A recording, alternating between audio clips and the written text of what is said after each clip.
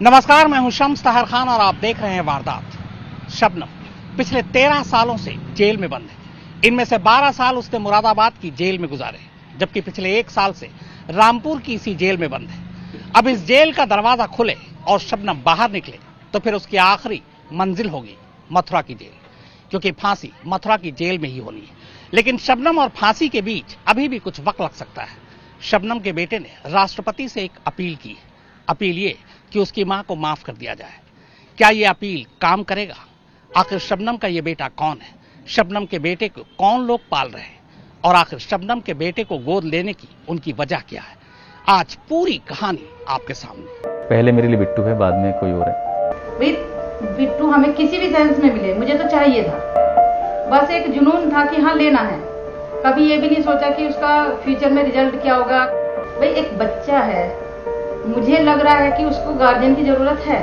7 कत्ल की गुनहगार शबनम और फांसी के फंदे के बीच उम्मीद की आखिरी किरण बस, यानी शबनम का बेटा, जो अपनी मां के लिए रहम की अपील कर रहा है। पर यह अपील शबनम को फांसी के फंदे से बचा पाएगी या नहीं, ये तो आने वाले दिन बताएंगे। पर फिलहाल का सच ये है कि शबनम रामपुर की इस जिला कारागार में अपने बचे खुचे दिन कपड़े सिलकर काट रही है। रामपुर की इस जिला कारागार में कुल 960 कैदी, इनमें से 47 महिलाएं। उन 47 में से 15 उम्र कैद की सजा काट रही हैं, जबकि एक को सजाए मौत मिली और वो है शबनम। शबनम इस जेल में सिलाई का काम करती है। उसके हिस्से में कपड़े सिलने का काम आया हुआ है, जिसके बदले में उसे मजदूरी भी मिलती है, मेहनताना भी मिलता है। अब शबनम इस जेल से तभी बाहर आएगी जब इस जेल से उसे शिफ्ट किया जाएगा। अगर फांसी की तारीख तय होती है, ब्लैक वारंट साइन होता है, तब उसे यहां से निकालकर मथुरा जेल ले जाया जाएगा। जितनी उम्र शबनम के गुनाहों की हुई है, उससे बस 2 महीने छोटी उम्र उसके बेटे बिट्टू। इसका असली नाम नहीं है। असली नाम और चेहरा हम बताना भी नहीं, क्योंकि एक तो ये नाबालिग है और दूसरा इसकी पहचान आम होने से इस बच्चे के दिल और ज़हन पर बुरा असर पड़ सकता है। वैसे भी जुर्म शबनम ने किया तो तोहमतों का दाग इस मासूम पर क्यों आया? लेकिन आज शबनम की कहानी से हटकर हम आपको इस बच्चे की कहानी सुनाते हैं। ये कहानी हर एक को सुननी चाहिए, क्योंकि अगर शबनम जुर्म की पहचान बन चुकी है तो इस बच्चे की परवरिश इंसान और इंसानियत पर और भी ज्यादा यकीन बढ़ा देती है। शबनम के बेटे को जब खुद शबनम और शकील के घर वालों ने अपनाने से इनकार कर दिया, अनाथालय के अलावा उसके लिए कोई दूसरी जगह बची नहीं, तब ये 2 लोग फरिश्ता बनकर बिट्टू की जिंदगी में आए। बिट्टू के नए माँ बाप उस्मान और वंदना। दरअसल उस्मान और शबनम अमरोहा के एक ही गांव के थे। दोनों एक ही कॉलेज में पढ़ते थे, एक ही बस में आते जाते थे, दोनों दोस्त थे।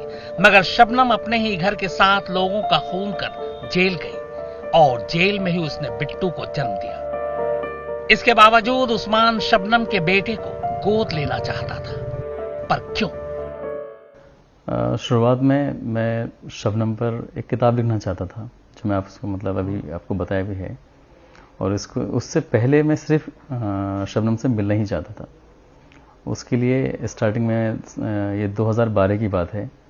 तो एक दिन जैसा भी मैडम ने बताया, ठीक वैसे ही मैं एप्लीकेशन लगाया और पहली बार मुझे सुबह से लेके शाम हो गई थी, वो 3-4 बज गए थे, लेकिन मुलाकात नहीं हो पाई। मैं अंदर भी चला गया था और मैं उस भीड़ में कम से कम 200-250 से लोग ज़्यादा होंगे और अपने अपने लोगों से मिल रहे थे। तो मैं शबनम को तलाश रहा था उस भीड़ में, और जब चारों तरफ भाग रहा कि शबनम कहाँ है शबनम, तो किसी ने कहा कि अच्छा किससे मिला शबनम से। तो शबनम अपना आप में एक बड़ा खतरनाक सा नाम था उन लोगों के लिए। तो वहाँ पे जो आसपास में जेल में लोग, उनकी कपड़े भी कुछ येलो कलर के होते हैं, जिनको उम्र कैद की सज़ा होती है, और पुलिस वाले उन्होंने मुझे घेर लिया। और घेरने के बाद उन्होंने मेरी पूरी तलाशी ली और मेरे पर्स वगैरह उन्होंने पूरा मुझे सर्च किया कि मेरे पास कुछ ऐसी चीज़ तो नहीं है जिससे उन्हें शायद लगा होगा कि मैं शबनम को चोट पहुंचाना चाहता हूं। और फिर उन दोनों जो भी डिप्टी जेलर थे, उन्होंने मुझे डांट के वहाँ से भगा दिया था कि अब मत आना। और मैंने बताया था कि मैं सिर्फ मिलना ही चाहता हूँ। तो शायद उन दोनों शबनम से कोई मिलता भी नहीं था। तो ऐसे ही जब ये सिलसिला 2-3 बार हुआ। फिर दिमाग में आया कि यार शबनम पे, इसकी जो शबनम की असली कहानी है, क्योंकि कॉलेज में उसका एक अलग रूप था, एक हेल्प वाला नेचर था उसका, मदद करने वाला। और यहाँ एक शबनम इतनी खतरनाक हो गई है कि लोग उसके नाम से भी डरते हैं। जब मैंने पर्ची लगाई थी तो उसने कहा कि अच्छा तुम शबनम से मिला है जिसने 7 मर्डर किए हैं, क्या तुम भी किसी का मर्डर करके आए हो क्या? तो मुझे बहुत बुरा लगा था। तो तभी भी दिमाग में आया कि यार शबनम को बाहर जिस रूप में देखते हैं, उसका जो असली रूप है जो मैंने देखा है, उसको दुनिया को दिखाना चाहिए। तो मैंने फिर दोबारा से मिलने की कोशिश की, तीसरी बार मिलने की कोशिश की। और 2012 से लेकर 2015 तक मैं लगातार कोशिश करता रहा वगैरह। जितने भी पेपर्स थे उनको देखा कि आखिर ये टीम क्यों आई, क्या बात थी। तो मुझे पहली बार तब पता चला कि इसको एक बच्चा भी है। तो मैंने कहा शायद शबनम किताब के बहाने से ना मिले तो लेकिन बच्चे के बहाने से तो मिल ही सकती है। यहाँ से मेरे दिमाग में आया। तो वो पहले भी तैयार नहीं थी और बच्चे के लिए तो बिल्कुल ही तैयार नहीं। फिर ऐसे धीरे धीरे करके फिर भी मैं मिलता रहा, और जितना वो मना करती रही उतने अंदर से जुनून आता रहा कि हाँ अब तो और करना है और करना है। तो हालांकि 1-2 बार ऐसा लगा कि शायद मैं टूट गया था, लेकिन फिर मेरे दिमाग में ये भी आया कि अगर इसने बच्चा नहीं दिया तो भले ही मुझे जेल के बाहर बैठ के धरना देना पड़े, लेकिन मैं इस बच्चे को लेके ही जाऊंगा। लेकिन बिट्टू उस्मान को आसानी से नहीं मिला। शबनम उस्मान को बिट्टू को सौंपना ही नहीं चाहती थी। उस्मान ने इसकी वजह बताई। पहली बार मैंने उनसे ये सवाल किया कि आखिर तुमने अपने परिवार के लोगों को मारा है, नहीं मारा है तो क्यों मारा है, क्या बात है। तो इसको लेकर उन्होंने कहा कि मैंने ये अपराध नहीं किया है। तो मैंने कहा इस बात को 12 साल हो गए हैं, तो 12 साल में ये बात कह रही हैं आप कि मैंने ये अपराध नहीं किया है, जबकि सारे एविडेंस वगैरह ये जांच सब आपके खिलाफ गई हैं। निचली अदालत से लेकर सुप्रीम कोर्ट में भी ये कम से कम 3 बार अपील हुई है, राष्ट्रपति के हैं आप, तो फिर तुम्हें एकदम इतने 12 साल बाद कैसे याद आया कि मैंने नहीं किया है, और फिर किस गुनाह की सजा आप काट रही हैं। तो आपने फिर कोशिश क्यों नहीं की, आपने सीबीआई जांच की मांग की बात क्यों नहीं की, आपने कुछ और मतलब आपने इस बीच में मुझसे क्यों नहीं कहा एक बार भी। क्योंकि पहली बार जब मैंने शबनम से बहुत मुश्किलों के बाद मुलाकात हुई थी और शबनम से मैंने यही सवाल कर लिया था, तो मुझसे नाराज हो गई थी कि मुझे अब किसी भी कीमत पर उस्मान को अपना बच्चा देना ही नहीं है। फिर भी उस्मान हिम्मत नहीं हारा। वो जेल के चक्कर काटता रहा, चाइल्ड वेलफेयर कमेटी यानी CWC के भी पीछे पड़ा रहा। इसी दौरान CWC ने उस्मान को यह कहा कि वो बिट्टू को उसे सौंप नहीं सकते क्योंकि उस्मान कुंवारा है। इतना सुनना था कि उस्मान ने बिट्टू को पाने के लिए अगले 2 घंटे में शादी कर ली। उसके लिए एप्लीकेशन लगाई थी, तो एप्लीकेशन पहली वाली रिजेक्ट कर दी गई थी। और रिजेक्ट इसलिए कर दी गई थी क्योंकि मैं हर बातें उनसे शेयर करता था कि मैं आज वहाँ गया, ऐसे हुआ, मुलाकात नहीं हो पाई। तो वहाँ सुरभि यादव मैडम थी, उन्होंने कहा कि उस्मान आपकी एप्लीकेशन इसलिए रिजेक्ट कर दी है क्योंकि आप शादीशुदा नहीं हैं। तो उसके बाद मेरी जहाँ जहाँ रिश्ते की बात चली थी, मैंने वहाँ फ़ोन करके कहा। और एक लड़की टीचर थी, गवर्नमेंट टीचर, तो उन घर वाले भी चाहते थे, उनके घर वाले भी चाहते थे। तो मैंने कहा कि शादी करनी है। तो उसने कहा कि शादी तो पहले मेरी बड़ी बहन की होगी तब, लेकिन मैंने कहा चलो कोई बात नहीं, एक निकाह कर लेते हैं क्योंकि वहाँ कागज़ लगाने हैं, तो तुम बस रेडी हो जाओ। तो उन्होंने कहा कि ऐसी भी क्या जल्दी है निकाह करनी। जिस एटीट्यूड से कहा था बिट्टू के लिए बिल्कुल भी नहीं। तो मैंने कहा फिर बिट्टू के लिए तो मैंने कहा पहले मेरे लिए बिट्टू है, बाद में कोई और है। तो मैंने वहाँ से उसको कैंसिल कर दिया। फिर 1-2 जगह और थी, वहाँ भी बात की तो उन लोगों ने भी मना कर दिया। फिर इस बीच में मैंने इनको फ़ोन करके कहा कि शादी की बात आई है, तो क्या तुम शादी करोगी मुझसे। तो उन्होंने कहा हाँ ठीक है, मैं तैयार हूँ।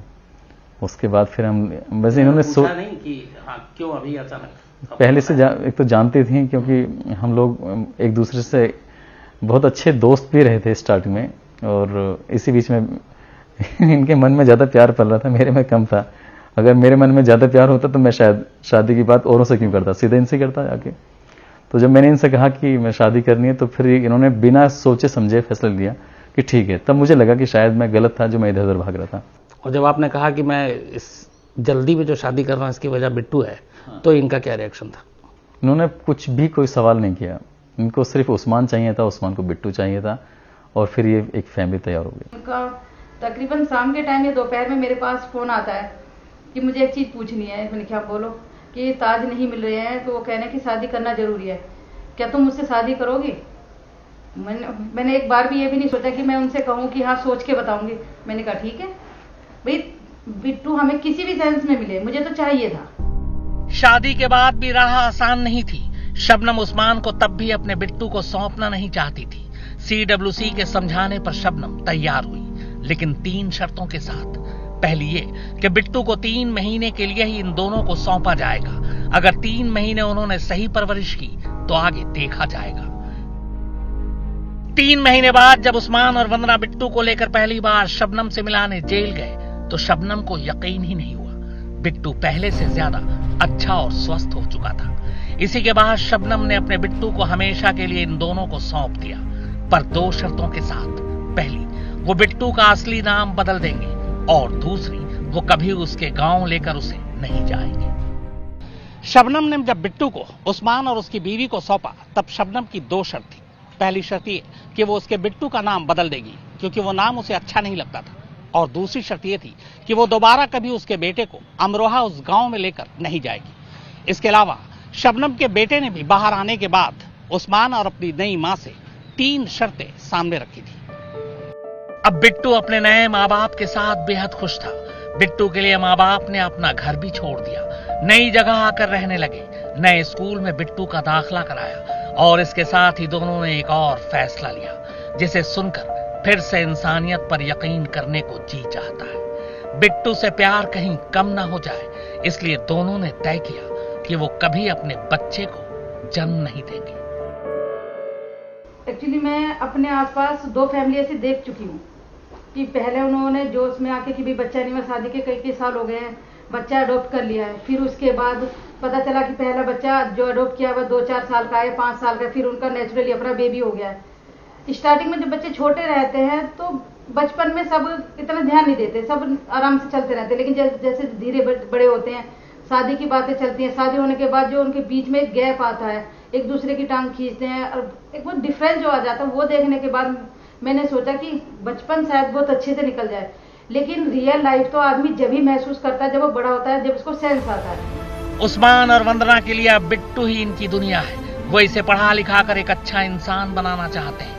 खुद बिट्टू भी जज बनना चाहता है। अब पता नहीं इसके पीछे उसकी क्या सोच है। हाँ, उसकी शुरू से यही इच्छा है कि एक नॉर्मल व्यक्ति की भाई एक ऐसी पोस्ट पे हो जिसमें ऑफिस कपड़े पहनते हैं। अच्छा। स्टार्टिंग में उनको नहीं मालूम था कि इसको कोट पैंट कहते हैं, कोट ट्राउजर कहते हैं। वो हमेशा कहता था कि मुझे ऑफिस वाले ही कपड़े पहनने हैं। क्यों? कह रहे कि उसमें जो लोग होते हैं वो उनकी पर्सनैलिटी बहुत अच्छी होती है, वो बहुत अच्छे लगते हैं, उनकी सब बात मानते हैं। ये सब चीजें उनके जहन में रहती थी। कभी मतलब ये नहीं कि नॉर्मली रहे, वो हमेशा ये चाहते हैं कि मैं इतना अच्छा बन जाऊं कि जो भी मेरे साथ है वो सब एकदम से खत्म हो जाए। वैसे पिछले हफ्ते तक इनकी दुनिया बेहद सुकून भरी थी, लेकिन अचानक शबनम की फांसी की सुगबुगाहट ने इनकी दुनिया में भूचाल ला दिया। मीडिया के कैमरे इन तीनों का पीछा करने लगे। मीडिया की बातें बिट्टू के कानों तक भी पहुंची। इसी के बाद वो अपने माँ बाप से शबनम के गुनाहों के बारे में सवाल पूछने लगा। एक छोटा बच्चा अगर ये पूछता है, मुझसे कभी उन्होंने शेयर नहीं किया, लेकिन उसके अपनी नानी के साथ एक बॉन्डिंग ऐसी है। जैसे हम जाते हैं, मैं रसोई में काम कर रही हूँ, जैसे मम्मी बताती है बाद में कि ये मुझसे पूछते हैं कि एक बात पूछो नानी, ये मेरे साथ ही क्यों हुआ, अल्लाह ने ये सब सिर्फ मेरे साथ ही क्यों किया। जैसे ये हैं यीशु भाई हैं, ये मैं ऐसा क्यों नहीं हूँ। और अगर ये मुझे मम्मी पापा अगर मुझे गोद नहीं लेते तो मैं कहाँ रहता, मैं अनाथालय में ऐसे पढ़ता रहता, फिर तो मेरे कोई मम्मी पापा भी नहीं होते, मुझे कोई रिलेटिव भी नहीं मिलता। अब मम्मी कहती है जब उसकी बातें सुनती हूँ तो कभी कभी मुझे मतलब ऐसा लगता है कि रोना सा भी आता है। और कभी कभी मुझसे भी कहता है, बहुत बार कहता है, आज की डेट में ये है कि अगर हम में से किसी को खरोंच भी आ जाए दोनों से तो शायद शबनम के लिए वो इतना ना रोए जितना कि वो हमारे लिए परेशान। अभी इसी रविवार को उस्मान और वंदना बिट्टू को लेकर रामपुर जेल गए थे, बिट्टू को शबनम से मिलवाने। शायद बिट्टू थोड़ा बहुत शबनम के बारे में समझने और जानने लगा था। यही वजह है कि जब बिट्टू शबनम के पास जेल में मिलने जाता है तो कई बार मां होने के नाते वंदना को बुरा भी लगता है। कभी कभी ये लगता है कि ये सब कब खत्म होगा। शायद अब शबनम को भी यकीन हो चुका है कि उसकी जिंदगी के दिन कम बचे हैं। यही वजह है कि रविवार को जब उस्मान उससे मिलने जेल पहुंचा तब शबनम ने कहा था कि उसके पास अब वक्त कम है। वैसे पिछले 13 सालों में पिछले रविवार को ऐसा पहली बार हुआ जब शबनम ने खुद को बेकसूर बताया। वरना इससे पहले जज के सामने तक वो अपना जुर्म कबूल कर चुकी है। उस्मान के मुताबिक जब वो रविवार को जेल गया तो उसने शबनम से फिर वही सवाल पूछा कि क्या तुम अपराधी हो। हाँ, बातचीत से तो लगता ही है कि जैसे मैंने कहा कि अगर ऐसा था तो तुमने कोर्ट में जज साहब के सामने बोलना चाहिए था। तो उन्होंने कहा कि मुझे जो आईओ थे उस टाइम पे कोई गुप्ता करके हैं, तो उन्होंने कहा कि मुझे बहुत मारा था उन्होंने, और बोला कि अगर तुमने ये बात मतलब ये बोला कि मुझे मारा है तो मैं आके और मारूंगा तुम्हें। बहुत मुमकिन है कि फांसी करीब देखकर शबनम मौत से बचने के लिए आखिरी तरीका इस्तेमाल कर रही हो। सोशल मीडिया और मीडिया का कुछ हिस्सा बिट्टू की असली पहचान को उजागर कर रहा है, उसकी तस्वीरें दिखाकर, उसका असली नाम बताकर। इससे बिट्टू के दिल और ज़हन पर गलत असर पड़ सकता है, क्योंकि शबनम के जुर्म के लिए बिट्टू को सजा नहीं मिलनी चाहिए। बिट्टू के नए माँ बाप को बस इसी बात का डर है। वो चाहते हैं कि उन तीनों को शबनम की उस खूनी कहानी से दूर ही रखा जाए। ऐसा होना भी चाहिए। कैमरामैन विनोद शिकारपुरी और आमिर खान के साथ शम्स ताहिर खान, रामपुर आज तक। तो रामपुर जेल के बाहर से ये थी वारदात की खास पेशकश, लेकिन आज तक पर खबरों का सिलसिला लगातार जारी। नमस्कार, मैं हूं अंजना ओम कश्यप। हमें उम्मीद है ये वीडियो आपको पसंद आया होगा। लेटेस्ट खबरों के लिए यूं ही देखते रहिए आज तक, और इस वीडियो के पसंद आने पर लाइक, शेयर एंड सब्सक्राइब करना ना भूलें।